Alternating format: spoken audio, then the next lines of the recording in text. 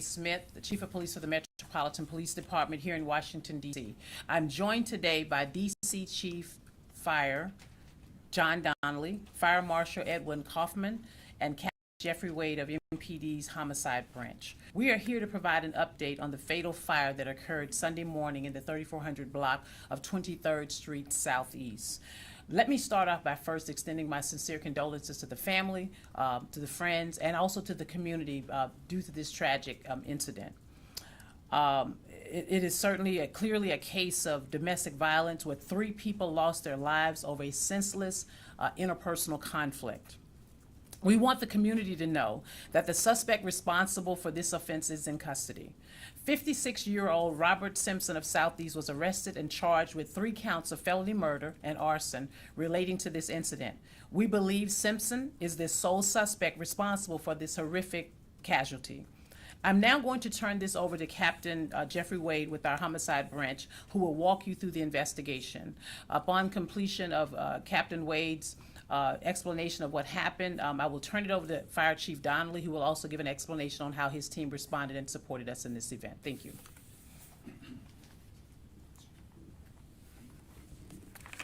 Good afternoon. My name is Captain Jeffrey Wade. I'm with the Metropolitan Police Department's Homicide Branch. I'm going to be discussing a brief timeline of the events that surrounded this incident that we're speaking of today. On Saturday evening at about 7:05 p.m., 70 officers responded to the report of a destruction of property at 3486 22nd Street Southeast. Upon arrival, officers learned of a window that had been broken at the residence. The suspect was not on scene at that time. MPD took a police report for destruction of property. About 2 hours later, just after 9 p.m., DC Fire responded back to the same location for the report of a fire in the rear of the house. DC Fire arrived on scene and observed an extinguished fire that was set in a trash can. Firefighters then notified the DC Fire Investigation Unit to respond to the scene. The investigation revealed that the fire appeared to be intentionally set, and it was discovered that Robert Simpson was the person who had lit this fire. Several hours later, at about 3:40 a.m., MPD responded back to the same location in reference to a 911 call for a domestic assault. When officers arrived, there was no suspect on the scene. The victim reported that an assault had occurred earlier that day. The victim showed no signs of injury, nor did she require any medical treatment. The victim identified the suspect in that case as Robert Simpson. Officers remained on the scene for over an hour, canvassing the area in an attempt to locate Simpson. This information was relayed to patrol officers working the scene and around the area. At about 5:29 a.m., MPD and DC Fire and EMS responded to 3486 23rd Street, again for the report of a structure fire. After the fire was extinguished, 3 victims were discovered inside. An adult male and an adult female were pronounced dead on the scene. The 3rd victim, an elderly female, was transported to an area hospital where she passed away earlier this morning.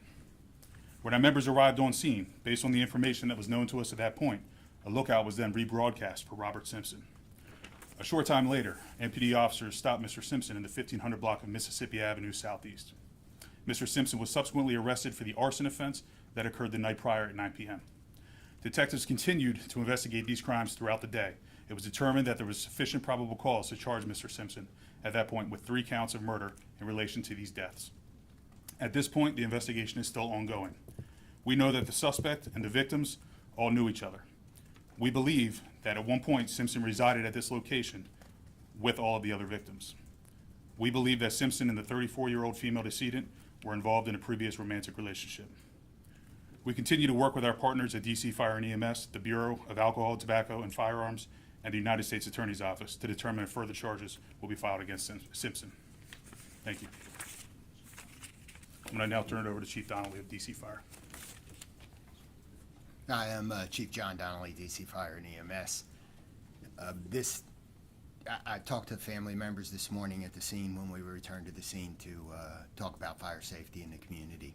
And it's truly a devastating event. It's emotional, and it's not very often that we have events like this. I'd like to run you through a little bit of the response yesterday real quick. Units were dispatched. It looks like a 1-minute call processing time from the OUC, which is very quick. They were dispatched at 5:30. OUC got the call at 5:31 for us, At 5:32, our units were dispatched, and at 5:35, they were on the scene. So it's a 3-minute response time right to the edge of the city, as quick as we could possibly get there. When they arrived on the scene, they found a first floor fire, well involved, with fire showing from 2 windows and the front door. And a report from neighbors of people trapped in the house. They also had been informed by the OUC that people were trapped in the house. They immediately went through the front door with their hose lines to put the fire out, while another crew accessed the second floor rear window, located a victim inside and brought them out over the ladder. That victim had a chance to survive for a number of reasons. One, their door was shut, which is really important in terms of keeping the smoke and heat out of your room. And the second part of it is, once they got down, they received amazing medical care from the medics on the scene. The medics on the scene administered cyanokit, which helps to counteract some of the smoke poisoning, and is a critical factor in life-saving. And then they were taken to the MedStars burn unit, which, having that asset in our community means that we have a great medical system. So every chain of this all the way along, before the crime really is what makes this even more tragic. People were doing the right thing. People responded, worked very hard, and still the outcome's terrible. So I think it's been since about 2010 that we had a triple fatal fire in the city. So these are rare occurrences, and it's something we're going to continue to work on in making people's homes safe. Chief? Thank you, Chief Donnelly, and thank you, Captain Wade. We will now open up the press conference for any questions you may have. Yes, sir. What are the victims' names? Oh, Captain Wade. Yes. So the victims range in age from 34 to 85. The eldest victim was 85. The first male victim was identified as Robert McKinnon. The elderly female victim was identified as Margaret McKinnon. And the third female decedent was identified as, I apologize, Miss Cunningham. She is 34 years old. Jessica Cunningham, my apologies. So can we ask the relationship between Ms. Cunningham and the elderly couple? So we know at this point in the investigation that all 3 victims, to include Ms. Cunningham, resided there together at one point. We are not aware of any other additional romantic relationship with Ms. Cunningham other than with that of Robert Simpson. Was she the daughter of? No, there is no familial relationship There's at no all. family. And then is the woman, Ms. Cunningham, were any of the 3 people who died in the fire the people who reported they were the victims of domestic assault to police earlier in the day? Yes. Which one was that?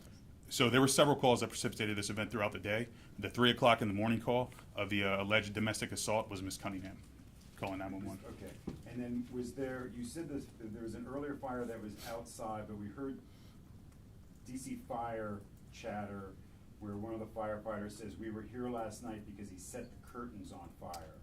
Is that correct, that in addition, that the earlier fire, or was that the earlier destruction of property? No, that's one and the same event. So with that event, that was the about 9 o'clock event.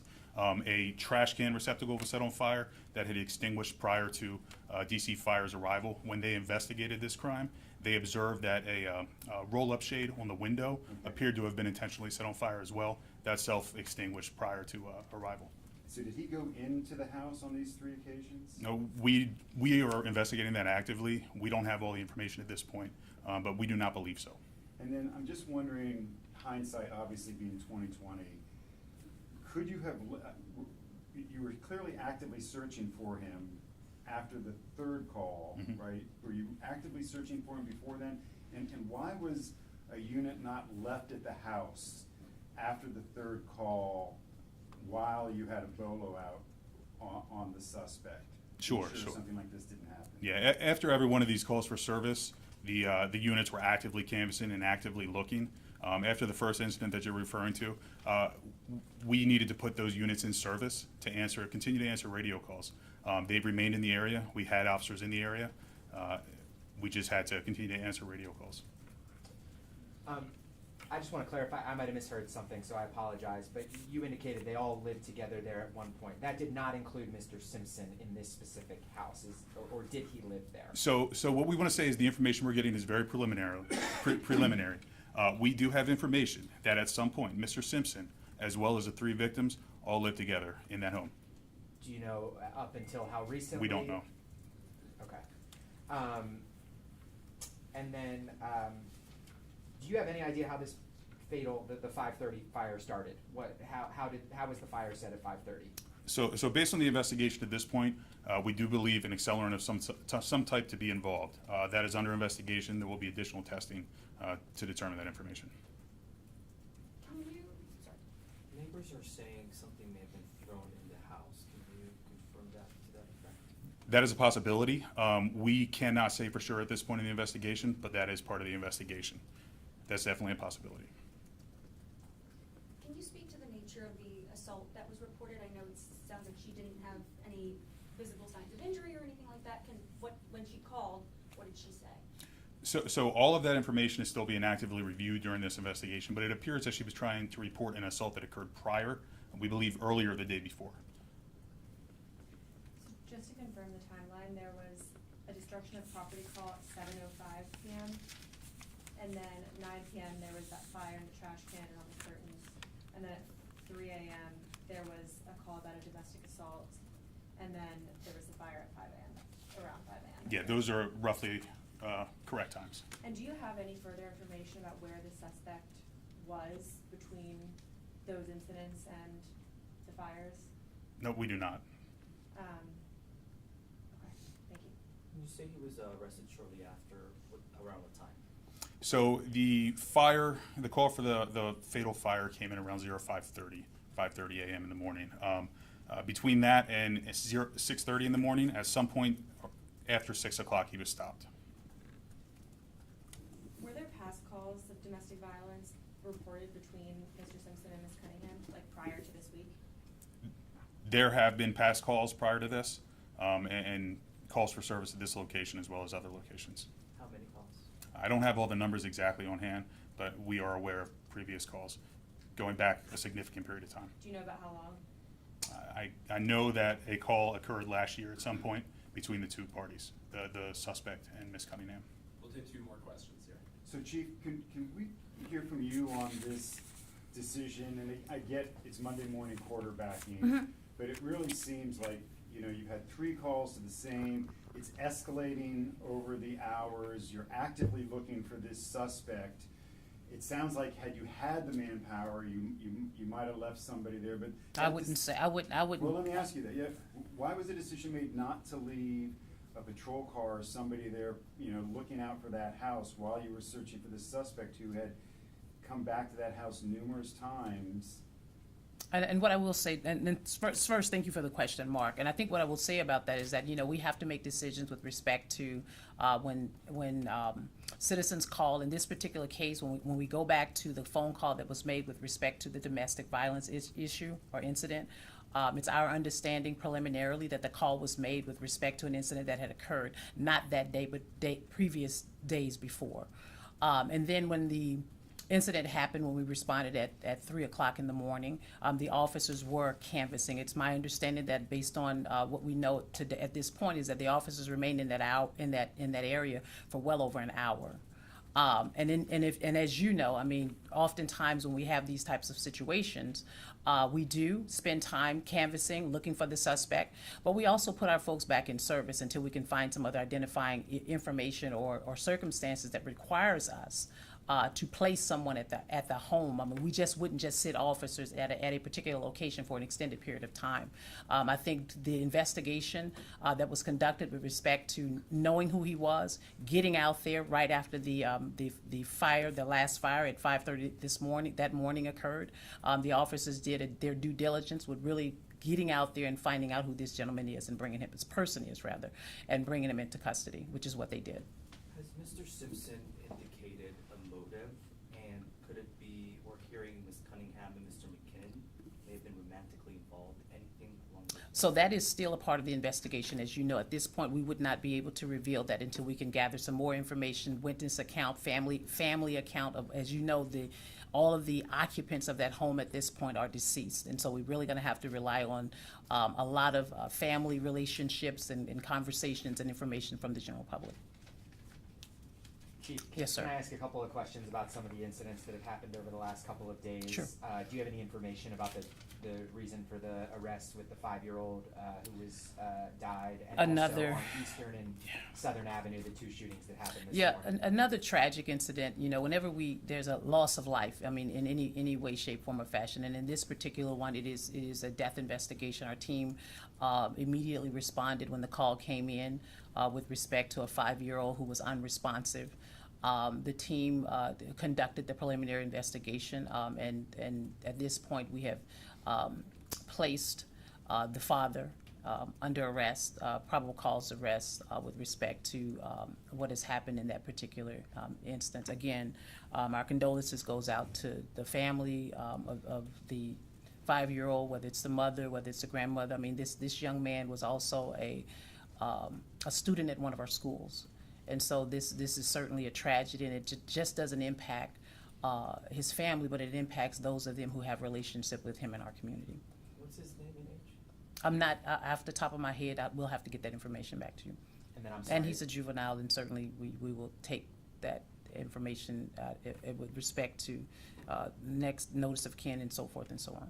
And have you been briefed on the 2 fatal shootings this morning, one on Eastern? I have. and We're one still on working Southern? on that. As a matter of fact, I was in the middle of crime briefing when I made a decision that we were going to hold a press conference with regards to this. And so I'm still gathering information with the incident that occurred on Southern Avenue as well as the one on Eastern Avenue. What I can tell you about the one on the Eastern Avenue, we do not have a lot of information with respect to what happened there. And as I was coming here, the team is working diligently to provide an update on what has occurred over on the Southern Avenue part of DC. Hey, Sam, how are you?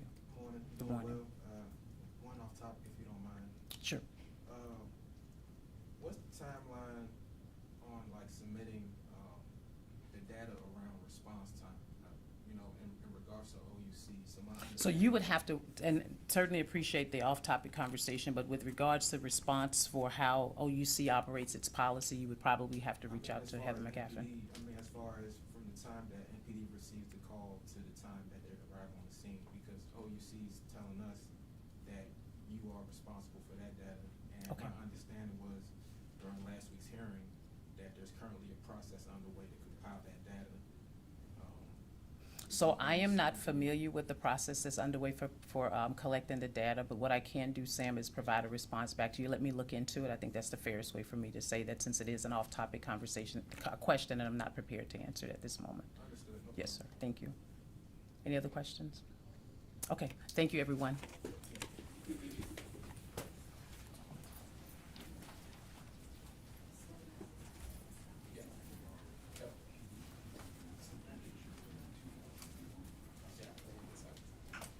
So, to your question, let me just get on that to the domestic relation. Hold on a second.